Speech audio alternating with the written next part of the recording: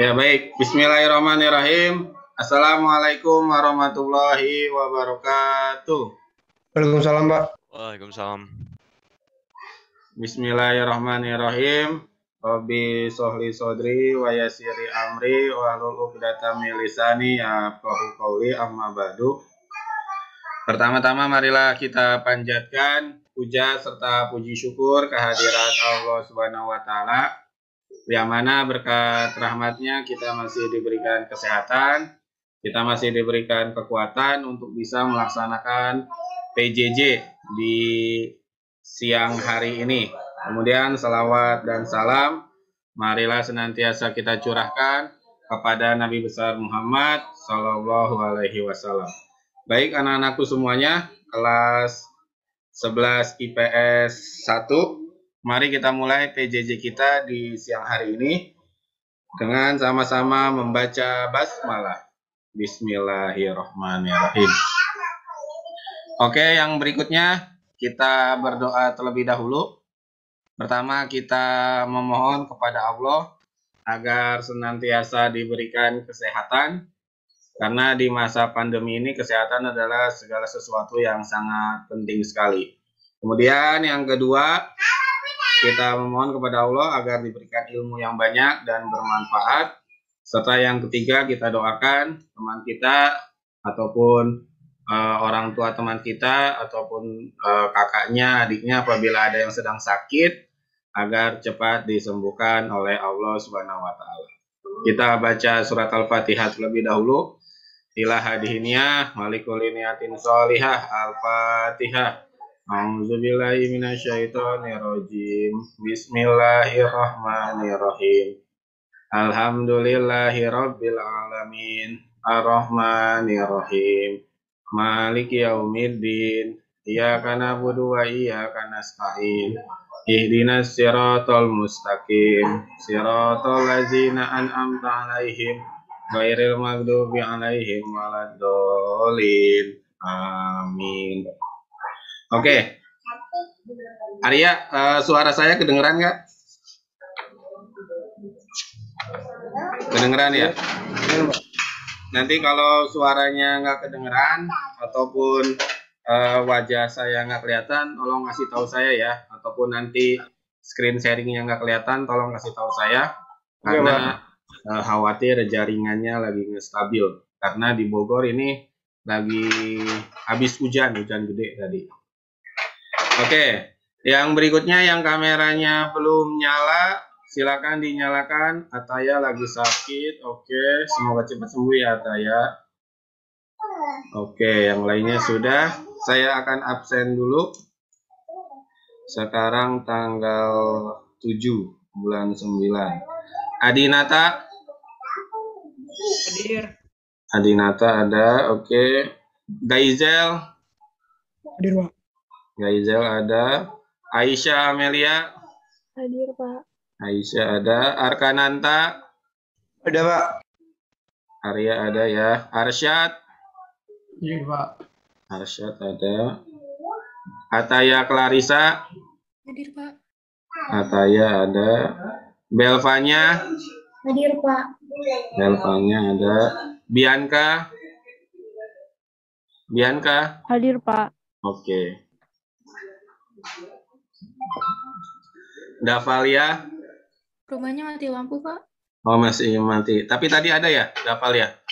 Ada, Pak. Ada, oke. Denis? Hadir, Pak. Denis ada. Faiza? Hadir, Pak. Faiza ada. Hanum? Hadir, Pak. Hanum ada. Ezi? Hadir, Pak. Ezi ada. Gilang? Gilang? Assalamualaikum, Gilang. Gilang, saya cek di Zoom Gilang. Gilang tidak ada. Kenapa? Gilang nggak ada berarti ya. Kemudian Kesha. Kesha Jezari. Kesha, assalamualaikum. Kesha, saya cek dulu di Zoom. Kesha tidak ada. Sidki Hadir, Pak. Sidki ada, oke. Mikael Aidan Hadir, Pak. Aidan ada. Aska Yudhistira Hadir, Pak. Aska ada, oke. Basyuni Ahsan Boas oke, Boas ada. Ryan Wiradana Ada, Pak. Ryan ada. Yakzan Hadir, Pak. Izin toilet ya, Pak. oke, Yakzan ada. Naufal Hadir, Pak. Nabil Hadir. Naufal ada. Naila Lovita Hadir, Pak. Naila ada. Najwa Hadir, Pak.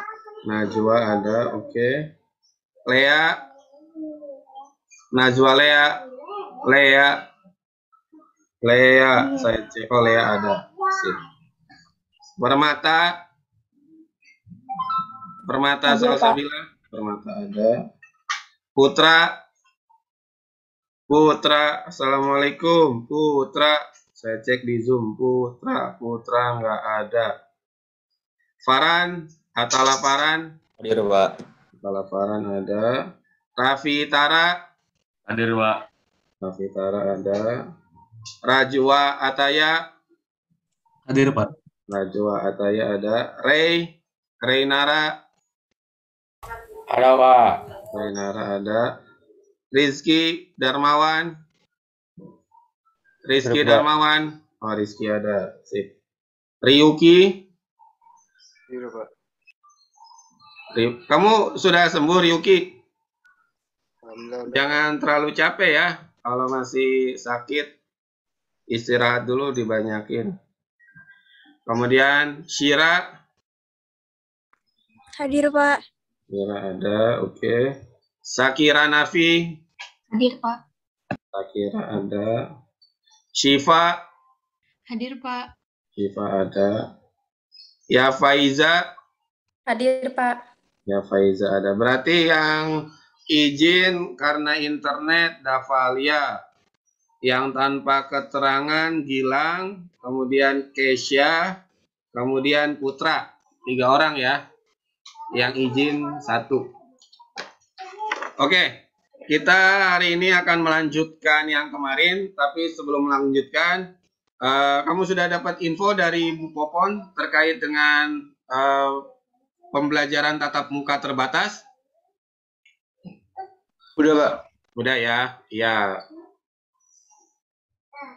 Oh, Sira lagi di mobil. Oke, Sira. Tapi dengerin ya, Sira. Ya, jadi sekolah Alpus 3 insya Allah sudah diizinkan untuk melakukan pertemuan tatap muka terbatas, tetapi harus ada syarat-syarat yang terpenuhi terlebih dahulu. Yang pertama adalah harus ada pelatihan. Jadi nanti kamu, kemudian orang tua, Bapak Ibu guru pun sama, harus ikut pelatihan dulu. Nah, kalau sudah lulus, baru nanti dilihat sarana prasarananya. Nah, setelah itu baru dijadwal. Jadi tidak bisa kamu masuk terus-terusan. Paling juga seminggu hanya 1 kali masuk. Saya contohkan nih, misalkan hari Senin yang masuk kelas 10. Itu satu kelas maksimal 18 orang, nggak boleh lebih. Jadi hari Senin kelas 10 doang, hari Selasa belajar dari rumah karena sekolah disterilisasi. Hari Rabunya kelas 11. Sama, satu kelas paling juga hanya isi 15 sampai 18 orang. Hari Kamisnya sterilisasi, kosong, belajar dari rumah. Hari Jumatnya kelas 12. Nah, jadi yang ikut belajar di sekolah hanya 1 kali, sisanya yang 4 hari belajar dari rumah, di Zoom. Pakai Zoom, sama seperti biasa. Dan itu keputusannya ada di tangan kamu dan orang tua. Mau ikut atau enggak, pembelajaran tatap muka semuanya tergantung kamu dan orang tua. Ya, jadi itu hasilnya. Baik, saya akan melanjutkan ke materi. Silakan dibuka buku paketnya halaman 46. Ini sebenarnya sudah ada di Google Form ataupun di Google Classroom materi ini. Jadi kamu bisa lihat di Google Classroom ini materi yang satu paket sama minggu kemarin. Jadi minggu kemarin kan kita nonton film. Nah, kemudian ini sisa PowerPoint yang kemarin akan saya jelaskan hari ini. Silakan dibuka dulu, diambil buku paketnya halaman 46. Silakan diambil buku paketnya halaman 46. Jadi kita sekarang akan membahas mengenai kriteria situasi negara demokratis. Maksudnya apa, Pak? Maksudnya begini. Semua negara boleh mengklaim ataupun menganggap negaranya adalah negara yang demokratis. Tetapi dengan adanya kriteria ini, maka kita bisa melihat situasi atau keadaan negara tersebut. Apakah negara tersebut layak disebut negara demokratis atau hanya bohong saja, ataupun hanya topeng saja, ataupun hanya hoax saja. Jadi menganggap negara itu negara demokratis, tetapi rakyatnya sengsara. Nah, nanti akan kita lihat nih kriteria-kriteria ini. Kriteria yang pertama adalah kekuasaan negara yang terkontrol. Maksudnya adalah rakyat, pemerintah bisa mengontrol, bisa menjaga rakyatnya. Kepolisian bisa diatur oleh negara. Tentara bisa diatur oleh negara. Itu yang namanya mengontrol. Jadi bisa diatur, bisa dikelola sesuai dengan kehendak negara. Emang ada, Pak, negara yang tidak punya kontrol terhadap tentaranya, terhadap polisinya? Ada. Contohnya nih, kemarin. Kamu kalau yang pernah lihat ataupun membaca Detikcom, ada yang namanya negara Guinea. Itu adalah negara yang ada di benua Afrika, tepatnya di wilayah Afrika bagian barat. Tadinya negara Guinea ini bekas jajahan Prancis. Makanya namanya adalah French Guinea. Nah, setelah merdeka dari Prancis, namanya berganti menjadi Guinea. Kemarin, hari Senin, presidennya Guinea itu ditangkap oleh militer. Jadi militer melakukan kudeta terhadap pemerintahan yang sah. Kudeta itu apa sih, Pak? Kudeta itu artinya mengambil alih secara paksa pemerintahan dari presiden. Itu namanya kudeta militer. Jadi presiden Guinea ditangkap oleh militer, kemudian militer mengumumkan bahwasanya presiden sudah diganti oleh pemerintahan militer. Itulah yang disebut dengan kudeta. Makanya negara Guinea itu setelah kudeta bukan lagi negara yang demokratis. Karena negaranya tidak bisa mengontrol tentaranya. Tentaranya bergerak sendiri. Contohnya lagi, kayak Myanmar. Myanmar itu pemimpin itu kalau di Indonesia kayak presiden lah. Namanya Aung San Suu Kyi. Dia pemimpinnya. Tetapi akhirnya dikudeta oleh militer. Aung San Suu Kyi ditangkap, kemudian pemerintahannya diganti dengan militer. Nah, berarti di situ bisa dilihat bahwasanya negara tersebut tidak ataupun belum demokratis. Yang kedua, keadilan bagi seluruh warga negara. Yang namanya keadilan berarti harus merata, harus adil. Contohnya misalkan, kamu mungkin pernah ke wilayah Indonesia Timur, ke Papua, mungkin pernah merasakan harga Pertalite di sana lebih tinggi dibandingkan di Jakarta. Ini kisah nyata. Kamu tahu Pak Maulidia kan? Saya sudah pernah cerita tuh. Pak Maulidia itu kan dia 1 tahun di Papua Barat. Tepatnya di Raja Ampat. Ngajar di sana.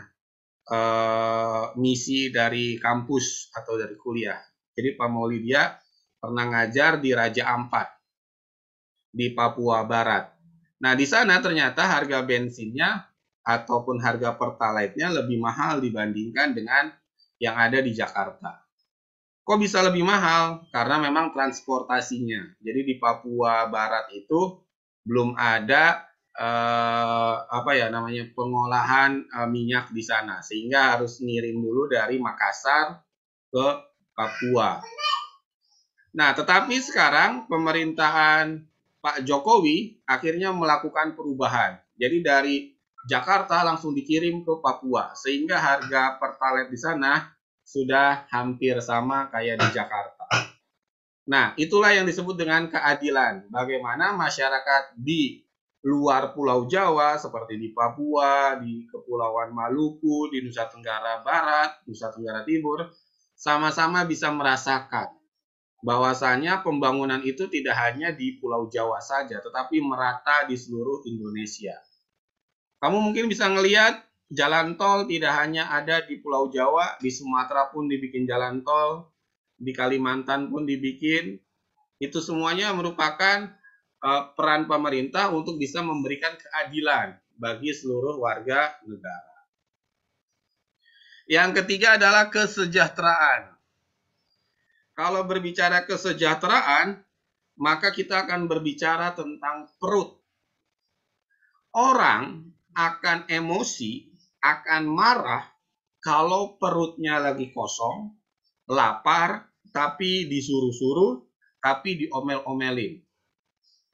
Makanya kesejahteraan ini sangat terkait dengan ekonomi.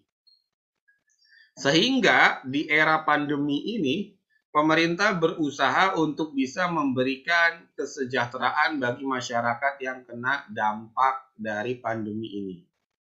Karena kalau dibiarkan, khawatir nanti malah terjadi protes. Lama-kelamaan bisa terjadi huru-hara. Itu yang dikhawatirkan oleh pemerintah. Makanya pemerintah membuat beberapa program. Ada yang namanya program Bansos, bantuan sosial. Tidak hanya di Pulau Jawa, di Sumatera juga sama dikasih bansos, di Kalimantan juga, Sulawesi juga, Nusa Tenggara juga, Papua juga, Maluku juga, semuanya dikasih. Bansosnya ada yang berupa sembako, ada yang berupa nominal uang, dan ada juga yang berupa kartu prakerja. Jadi ada semacam kayak pelatihan lah bagi pemuda ataupun orang yang ingin memperdalam ilmunya di bidang wira swasta.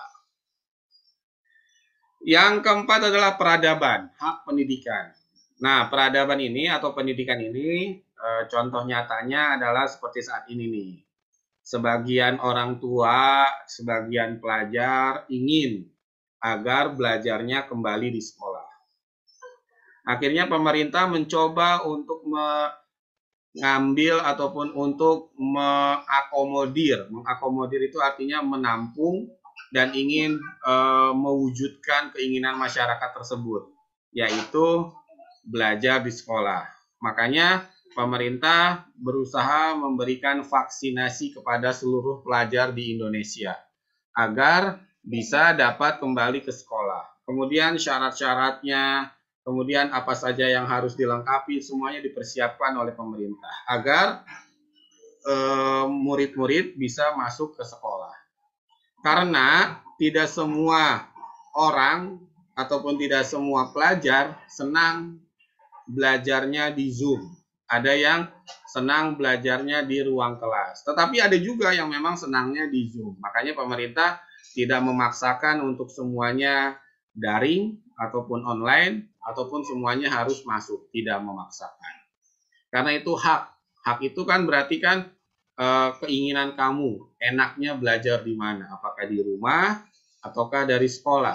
tetapi dengan menggunakan protokol kesehatan. Yang kelima adalah afeksi, hubungan antara rakyat dan wakil rakyat. Jadi bagaimana DPR sebagai wakil rakyat bisa menampung aspirasi kita. Makanya gedung DPR itu sering didemo. Kenapa sering didemo? Karena di DPR lah perwakilan kita berada. Jadi ketika kita ingin memberikan sebuah usulan ataupun menolak, ya kita tinggal datang saja ke DPR. Nanti di sana akan ditampung, dibicarakan, kemudian diakomodir. Jadi itu hubungan antara rakyat dengan wakil rakyat itu harus betul-betul terjalin. Yang berikutnya adalah keamanan. Bagaimana sebuah negara bisa menjaga keamanan negaranya. Karena keamanan ini adalah salah satu hal yang terpenting. Orang mau datang ke Indonesia karena Indonesia aman. Orang mau menanamkan investasi ke Indonesia kalau negara Indonesia aman. Makanya keamanan ini merupakan syarat sebagai sebuah negara yang demokratis. Yang terakhir adalah kebebasan. Kebebasan ini terkait dengan keinginan kamu mau apa. Mau punya mobil 10, mau punya pesawat pribadi, ataupun mau punya rumah yang banyak, boleh. Asalkan membayar pajak. Hak dan kewajibannya harus ditunaikan. Jadi itu kriteria situasi negara demokratis. Jadi bisa dilihat ada 7 kriteria. Yang berikutnya, ciri-ciri negara demokratis. Nah, kita akan membahas nih ciri-cirinya. Ciri-cirinya apa aja sih? Yang pertama adalah menyelesaikan perselisihan secara damai dan melembaga. Maksudnya gimana? Maksudnya adalah ketika ada sebuah permasalahan, maka diselesaikan secara arif dan bijaksana. Contohnya nih, ini contoh ya, misalkan Adinata lagi naik motor Vespa, mau ke Alpus 3. Kemudian Reynara bawa mobil, nyetir. Nyerempet Adinata hingga jatuh, motor Adinata rusak. Akhirnya Ray turun dari mobilnya. Minta maaf ke Adinata, mohon maaf saya nyerempet Bapak. Nah, tetapi Adinata langsung marah, langsung emosi, langsung mukulin Ray. Jeder. Nah, itu nggak boleh. Itu bukan ciri-ciri negara demokrasi. Jadi, ciri-ciri negara demokrasi, misalkan terjadi kayak gitu, ya saya maafkan. Tapi, mari kita selesaikan dulu di kantor polisi untuk membenarkan dan meluruskan kejadiannya. Kayak gitu. Itulah yang namanya ciri-ciri negara demokrasi. Tapi ingat, Amerika Serikat sebagai negara yang demokrasi sekalipun, ternyata hal-hal seperti ini mereka pernah melanggar. Contohnya, kamu pernah menyaksikan berita tentang orang kulit hitam yang bernama Floyd yang mati karena lehernya dicekek oleh polisi. Nah, itu salah satu yang memang bukan ciri-ciri dari negara demokrasi. Yang kedua, menjamin terselenggaranya perubahan secara damai dalam suatu masyarakat. Jadi bagaimana masyarakat itu bisa menjaga perubahan, bisa menjaga kondisi di Indonesia agar bisa lebih baik, lebih aman. Karena gini, saya yakin nih, jangankan di lingkungan masyarakat, di lingkungan keluarga saja, yang namanya konflik, yang namanya berantem, pasti pernah terjadi. Antara kakak sama adik, ataupun kamu dengan orang tua, pasti sering terjadi konflik. Makanya, bagi sebuah negara demokrasi, menjaga kedamaian itu adalah sesuatu hal yang menjadi ciri-ciri dari negara demokrasi. Yang ketiga adalah menyelenggarakan pergantian pimpinan secara teratur. Kalau di Indonesia kan ada presiden. Nah, presiden ini harus diganti secara rutin. Kita melakukan pemilihan presiden itu setiap 5 tahun sekali. Kenapa harus diganti? Karena agar tidak terjadi yang namanya menguasai ataupun bahasanya otoriter. Orang kalau sudah kelamaan berkuasa, maka dia akan menjadi merasa paling hebat. Makanya perlu ada pergantian. Kalau di Indonesia, pergantian presiden, bupati, wali kota, gubernur, DPR itu setiap 5 tahun sekali. Itulah yang disebut dengan pemilu. Ada pilpres, pemilihan presiden, ada pemilihan umum, ada pemilihan gubernur, ada pemilihan bupati, pemilihan wali kota. Nah, kemudian ada juga aturan tambahan. Boleh lagi menjabat, tetapi maksimal hanya 2 periode. Hanya 2 kali saja. Kayak Pak SBY, hanya 2 periode. Nggak boleh nambah jadi 3. Pak Jokowi juga sekarang sudah periode yang kedua. Berarti tidak bisa mencalonkan diri lagi menjadi presiden berikutnya. Jadi hanya 2 periode saja maksimal menjabat sebagai presiden. Sama kayak di OSIS pun sama. Ketua OSIS itu periodenya hanya setahun. Nah, nanti sekitar bulan September ataupun bulan Oktober lah setelah PTS, nanti ada yang namanya PEMIRA, pemilihan raya untuk memilih ketua OSIS. Bisa aja dari kelas ini ada yang jadi ketua kan, ada Bianca di sini, kemudian ada juga siapa di sini, Kesha ya, kemudian ada Najwa, Alipatun juga, Naila juga bisa saja kayak gitu. Kemudian membatasi pemakaian kekerasan. Nah, ini ciri-ciri negara demokrasi. Pemerintah Indonesia sudah melakukan hal ini. Mungkin kamu pernah ngedengar kasus OPM, Organisasi Papua Merdeka. Sebenarnya pemerintah Indonesia bisa saja langsung membantai ataupun menyerang OPM. OPM disikat dengan mengirimkan tentara khusus. Misalkan dikirim dari Angkatan Darat Kopassus. Dari Angkatan Laut dikirim Denjaka, Detasemen Jala Mangkara. Dari Angkatan Udara dikirim Paskas. Bisa saja. Tetapi itu bukan merupakan ciri-ciri negara demokrasi. Makanya pemerintah hanya melakukan pencegahan saja. Tidak melakukan perlawanan dengan kekerasan terhadap OPM. Tetapi ingat, ketika sudah didesak, ketika sudah dikomporin, atau ketika sudah diganggu, maka negara bisa bertindak. Contohnya nih, hari Minggu kemarin, ada 4 tentara Republik Indonesia yang gugur. Jadi ceritanya 4 orang TNI itu lagi jaga di pos. Jam 3 malam itu posnya dikepung oleh OPM. Akhirnya diserang hingga ke-4 orang ini gugur. Nah, akhirnya tentara melakukan pembersihan untuk bisa mencegah dan menangkap para pelaku itu. Jadi pemerintah dalam hal ini tidak akan bergerak kalau memang tidak ada yang ngomporin, tidak ada yang memulai.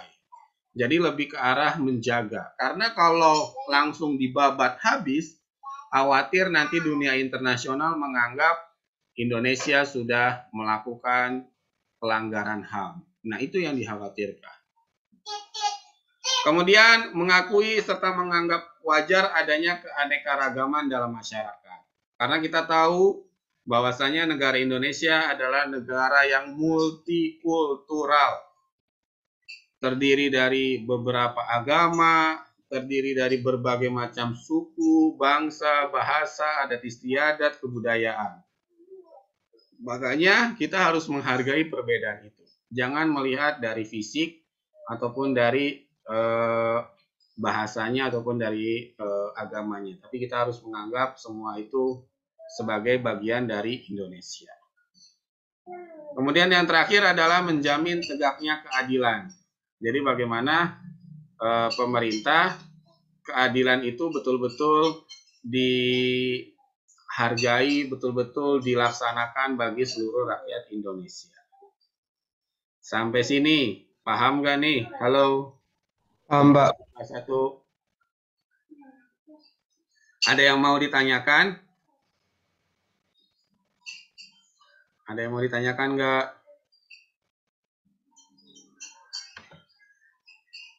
Oh iya, Davalia sudah ada ya? Oke, iya Davalia. Ada yang mau ditanyakan? Oke, kalau tidak ada saya akan melanjutkan. Nah, ini macam-macam atau klasifikasi demokrasi. Yang pertama adalah dari cara menyampaikan pendapatnya.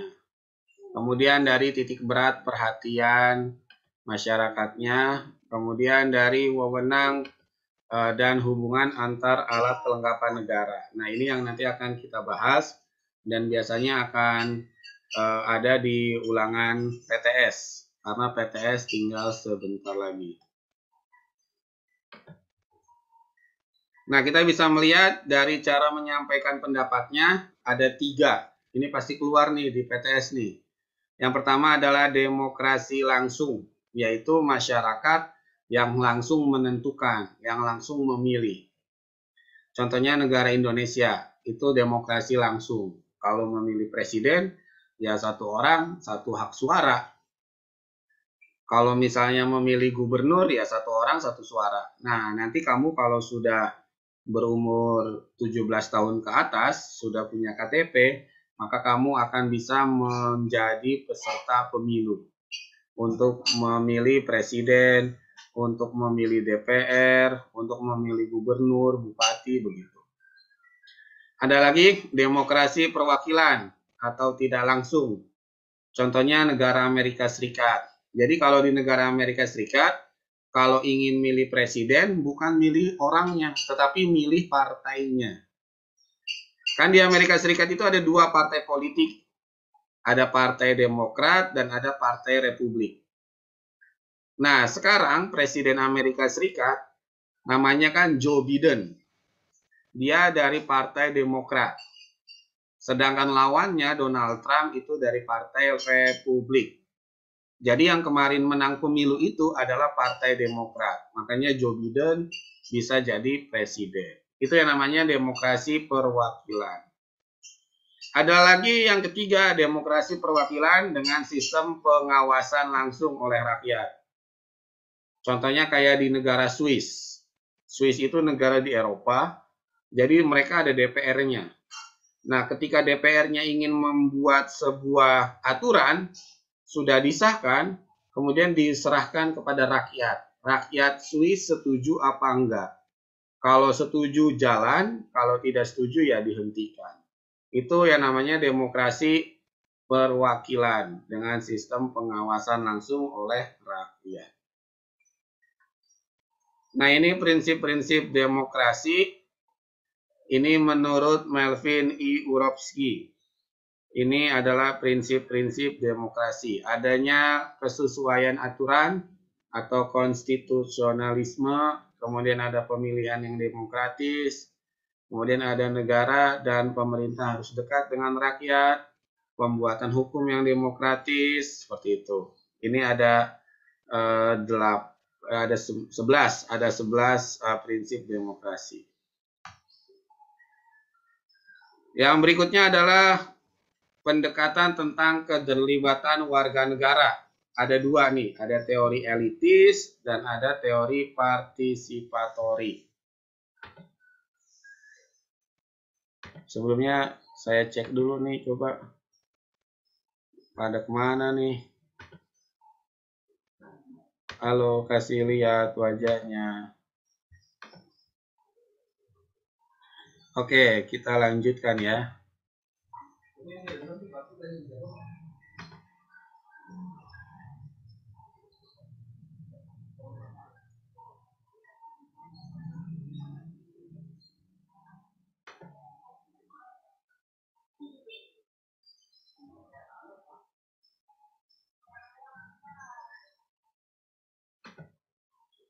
Ini adalah pendekatan tentang keterlibatan warga negara. Ada dua, ada teori elitis dan ada teori partisipatori. Kalau elitis itu berarti rakyat ada yang mewakilinya.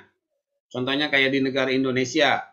Negara Indonesia itu rakyat yang mewakilinya adalah DPR. Jadi kalau ingin membuat aturan atau perundang-undangan, DPR lah yang menyetujuinya. Karena DPR adalah perwakilan rakyat.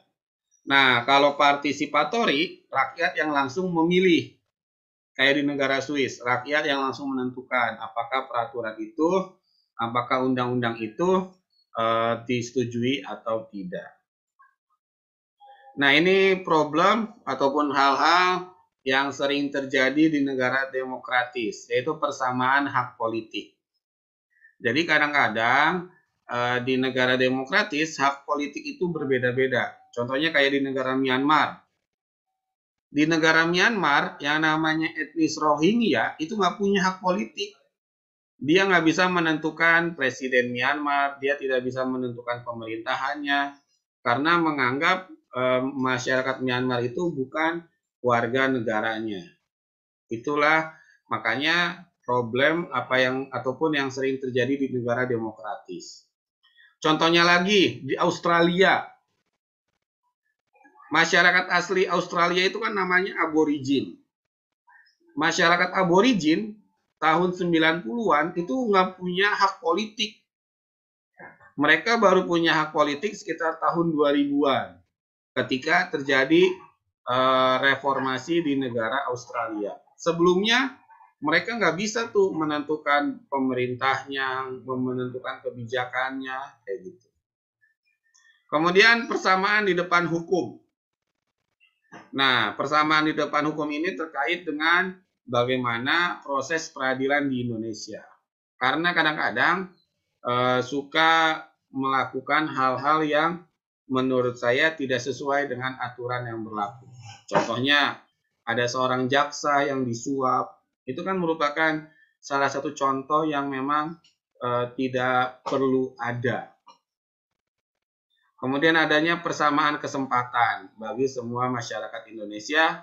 Kemudian persamaan ekonomi. Dan yang terakhir persamaan sosial. Sampai sini paham?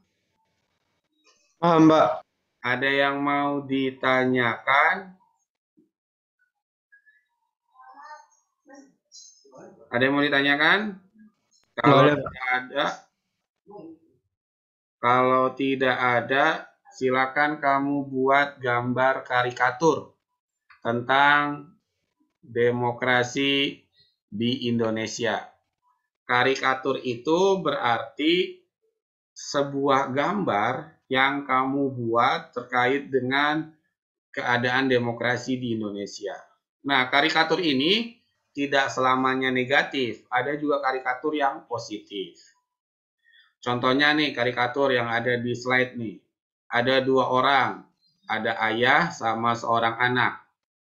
Kalau dilihat dari gambar bajunya, orang tua dan anak ini dari keluarga yang miskin. Mereka sedang mencari keadilan. Kemudian si anak ngomong, "Pak, keadilan itu masih jauh ya, Pak?" Kayak gitu. Nah, inilah salah satu bentuk karikatur. Nah, kenapa saya menyuruh kamu membuat karikatur? Karena begini, di bab 1 saya sudah menyuruh kamu untuk membuat video. Video untuk menceritakan tentang kasus-kasus HAM. Ternyata tidak semua murid itu bisa ataupun jago di dalam hal berbicara. Ada juga yang jagonya di dalam hal menggambar. Jadi dia mengekspresikan isi pikirannya, curhatannya dengan gambar. Nah, makanya itu yang sedang saya cari dan kemudian saya asah. Jadi seorang guru itu harus bisa menemukan potensi dari murid-muridnya sehingga bisa terasah, bisa lebih baik lagi. Makanya kamu silakan bikin gambar karikatur dengan tangan kamu sendiri ya, digambar. Kemudian kalau sudah difoto, dikirim japri ke saya. Mungkin kamu takut ataupun malu gambarnya jelek, jadi dijapri aja ke saya. Nanti kalau sudah saya jawab oke, berarti sudah saya input ke buku nilai. Silakan dikerjakan, masih ada waktu sekitar 15 menit lagi. Waktunya masih banyak. Silakan dibuat karikaturnya.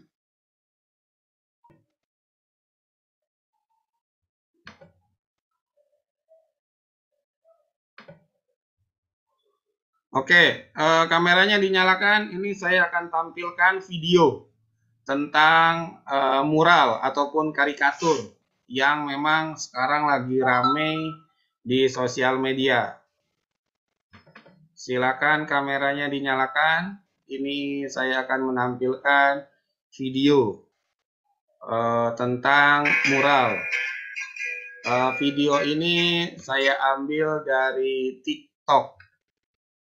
Ini adalah video ataupun mural yang saya ambil dari TikTok. Silakan kameranya dinyalakan. Ini contohnya nih.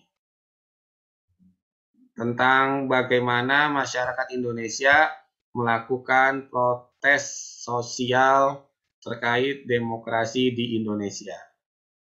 Nah, ini videonya.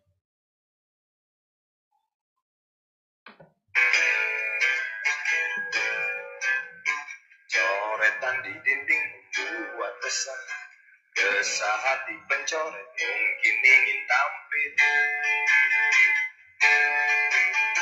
tapi lebih resah pembaca coretannya, sebab coretan dinding adalah pemberontakan kucing hitam yang terpojok di tiap tempat sampah, di tiap kota. Cakarnya siap dengan kuku.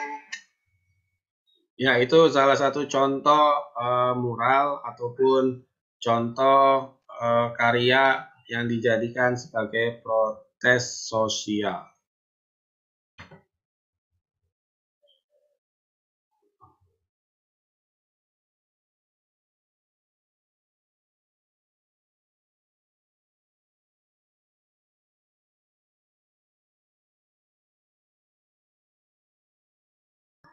Oke, waktunya ini sudah habis, sudah jam 13.59, tinggal 1 menit lagi.